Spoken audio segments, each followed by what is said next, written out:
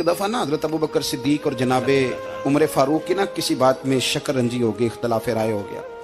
तो जनाबे उमर जरा डाढ़ी तबीयत के बंदे थे, डांट दिया अबू बकर सिद्दीक को।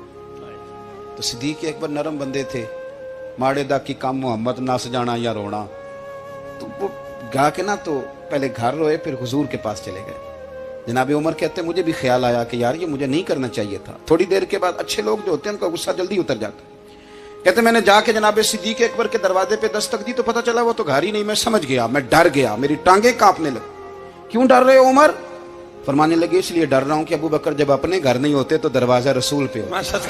सारी बात तो सुना दी होगी। फरमाते मैं नबी पाक की बारगाह में पहुंचा, सामने अबू बकर बैठे हैं, पुश्त मुबारक मेरे करीम रसूल की काबे की जानब, चेहरा सिद्दीक अकबर की जानिब, दोनों की गर्दनें झुकी हुई।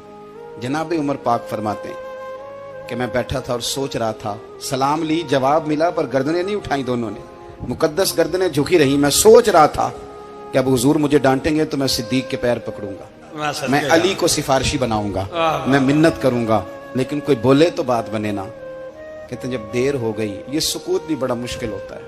ओहो, अगर कभी वो चुप कर जाए तो ये भी बड़ा मसला है, महबूब भी चुप कर जाए। कहते मैं बड़ा परेशान हुआ, जब मेरा कलेजा मुंह को आया ना तो जनाबे उमर कहते मैं बोलने लगा तो आंसू मेरे पहले निकल गए।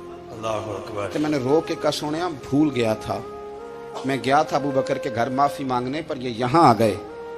ये मेरे दोस्तों इसे मेरी तकरीर ना समझना, मेरे रसूल पाक के ये असल लफ्ज आपको किताब में मिलेंगे। आप तब खातिब निसाद उठा के देखें।